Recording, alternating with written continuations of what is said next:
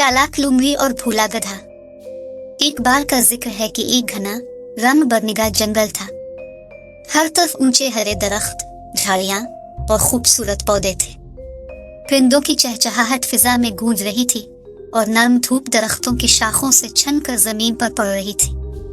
माहौल बड़ा ही पुरसुकून और जादुई लग रहा था। ऐसे ही एक खूबसूरत सुबह एक चालाक सी लुमड़ी अपनी मांद के बाहर खड़ी थी। इसके नारंगी रंग के बाल धूप में चमक रहे थे और उसकी तेज आंखों से होशियारी झलक रही थी। वो बड़ी फख्र से आदेर अलिफादेर देख रही थी, जैसे सारा जंगल उसी का हो। लुमड़ी अपनी मांद से निकली और बड़े नाज से जंगल की पगडंडी पर चलने लगी। रास्ते में रंग बिरंगे फूल और हरी भरी झाड़ियां थी और परिंदे खुशी से गाते जा रहे थे। अब जंगल के एक खुले मैदान में एक गधा खड़ा था। वो बहुत थका हुआ लग रहा था। इसके कंधे झुके हुए थे, आंखों में भूख और थकन नजर आ रही थी। जैसे ही लुमड़ी की नजर इस पर पड़ी, वो रुक गई और आहिस्ता से अपने अपने हंसने लगी।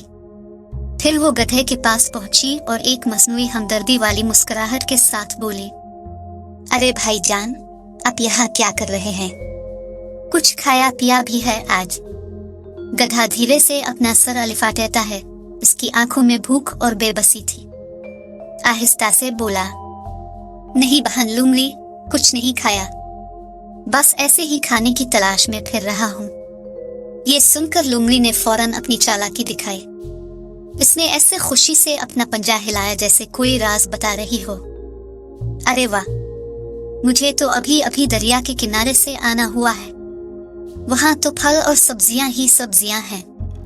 मैं तो खूब पेट भर के नाश्ता करके आई हूँ। तुम भी चलो, वहां जरूर कुछ मिलेगा। गधे की आंखों में उम्मीद जुग गई। उसने फौरन सर हिलाया।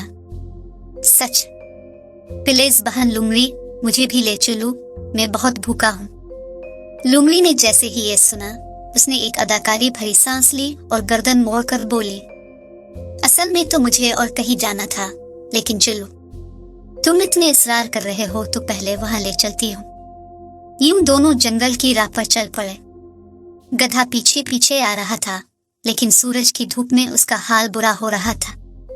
वो पसीना पोंछता हुआ हाँफने लगा। बहन लुमड़ी, मैं बहुत थक गया हूँ। क्या मैं आपकी पीठ पर सवार हो सकता हूँ? लुमड़ी ने पहले तो अंदर ही अंदर नागवारी से मुंह बनाया, लेकिन फिर मुस्कुराकर बोली, ओ ठीक है, आ जाओ। गधा लड़खड़ाता हुआ उसकी पीठ पर चढ़ गया और वो दोनों आगे बढ़ने लगे।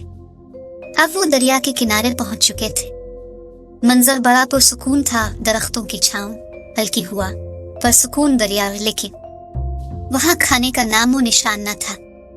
गधा आदेर अलिफादेर दरख्तों के नीचे देखता रहा, नाक से सूंघता रहा, फिर परेशान होकर बोला, यहाँ तो कुछ भी नहीं। आपने कहा था कि यहाँ खाना होगा। लुमड़ी ने कंधे उचकाए और बड़ी मासूमियत से बोली, अरे शायद बाकी जानवर सब खा गए होंगे। मैंने तो कहा था ना, देर न करना। ये कहकर वो पलटी और वापस चल पड़ी। गधा वहीं दरिया के किनारे आदास खड़ा रह गया। इसकी आंखों में दुख और धोखा साफ नजर आ रहा था। लेकिन फिर उसने एक मजबूत सांस ली और फैसला किया कि अब वो किसी चालाकी का शिकार नहीं बनेगा। वो आहिस्ता आहिस्ता गुस्से और दुख के साथ जंगल के बादशाह शेर बादशाह के महल की तरफ चल पड़ा। एक दिन दरबार लगा हुआ था। सतूनों से सजा हुआ जंगल का अजीम अदालती मंजर, दरख्तों के नीचे जानवर कतार में बैठे थे। हर तरफ हिरन, खरगोश, हाथी, बंदर सब मौजूद थे। तभी दरवाजे से एक कमजोर सा गधा आता है, सलाम करता है और बादशाह सलामत के सामने झुक जाता है। गधा बोला, बादशाह सलामत, मेरी फरियाद सुनिए। लुमड़ी ने मुझे धोखा दिया, झूठ बोलकर मेरे साथ मजाक किया, सिर्फ अपने मजे के लिए। शेर ने अपने पंजे से गर्दन केजा, गहरी सोच में पड़ गया। फिर उसके जहन में पिछली बहुत सी बातें घूम गईं, वो सब चालाकियां जो लुमड़ी पहले भी कर चुकी थी। अचानक शेर दहाड़ा, आवाज दरख्तों में गूंज गई, सब जानवरों को बुलाओ, वक्त आ गया है कि सच्चाई सामने आए और इंसाफ हो। सब जानवरों को दरबार के नीचे एक बड़े दरख्त के साए तले जमा किया गया। गार्ड्स अपनी जगह खड़े हो गए। कुछ देर बाद 2 मुहाफिज लुंगली को लेने गए। वो एक दरख्त के नीचे लेटी हुई थी, बड़े मगरूर अंदाज में, जैसे कुछ हुआ ही ना हो। लुंगली बड़ी अकड़ के साथ दरबार में दाखिल हुई। इसकी दम ऊंची, चेहरे पर मुस्कुराहट, जैसे वो सबसे ज्यादा अक्लमंद हो। जानवर खामोशी से उसे देख रहे थे। लुंगली ने मसनूई हैरत से कहा, बादशाह सलामत, मुझे बुलाया गया, खैरियत तो है? शेर ने गरजदार आवाज में कहा, तुम पर कई शिकायत आई हैं लुंगली।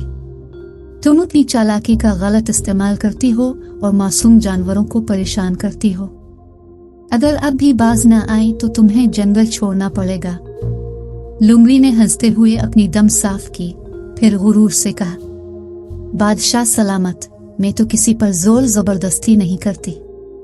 अगर ये सब खुद बेवकूफ हैं तो मैं क्या करूं? मैं तो सिर्फ हंसी मजाक करती हूं। शेर ने कुछ लम्हे सोचा, फिर संजीदगी से बोला, अगर तुम वाकई इतनी चालाक हो तो एक मुकाबला करो। अपने मर्जी के किसी जानवर के साथ दौड़ लगाओ। जो जीता वो जंगल में रहेगा, जो हारा वो जाएगा। ये ऐलान हुआ तो जंगल में हलचल मच गई। एक बड़ा नोटिस दरख्तों के दरमियान लगा दिया गया। मुकाबला लुंगली बमुकाबला खरगोश दौड़ का दिन। सब जानवर जोश में आ गए। हाथी ने अपनी सूंड बुलंद की और नक्कारा बजाया। दोनों मुकाबिल उतर आए, एक तरफ चालाक लुंगली, दूसरी तरफ फुर्तीला खरगोश। दौड़ शुरू हुई। जानवर शोर मचाते, खुशी से तालियां बजाते। खरगोश सीधे रास्ते पर दौड़ रहा था, लेकिन लुंगली ने आंख मारी और बाईं तरफ झाड़ियों में मुड़ गई। दिल में सोचा, मैं ज्यादा होशियार हूँ, शॉर्टकट लेती हूँ और पहले पहुंच जाती हूँ। सब देखेंगे मैं सबसे आगे हूँ। मगर बेटा, किस्मत को कुछ और ही मंजूर था। वो शॉर्टकट एक गहरे गले में जाकर खत्म होता था। अचानक जमीन खिसकी और लुंगली चीखती हुई गले में गिर गई। लुंगली की आवाज आई, बचाओ, मुझे कोई निकालो, मैं फंस गई हूं। कुछ ही देर में शेर, खरगोश और बाकी जानवर भी वहां पहुंचे। शेर ने गले में झांका, इसका चेहरा मायूसी से भर गया। शेर बोला, लुंगली, ये गला तुमने खुद अपने लिए खोदा है। जो चालाकी तुम दूसरों पर करती थी, आज खुद तुम पर उलट गई है। लुंगली रोने लगी, बादशाह सलामत, ये किसी और जानवर ने खोदा होगा, मुझे नहीं पता था। शेर ने हाथ उठाया। गार्ड्स ने एक लंबी लकड़ी नीचे डाली, लुंगली को खींचकर बाहर निकाला। वो अब शर्मिंदा, चुपचाप थी, टांग में चोट, आंखों में पछतावा। शेर ने हुक्म दिया, तुम दौड़ हार गई और चालाकी से भी बाजी ले जाने की कोशिश की।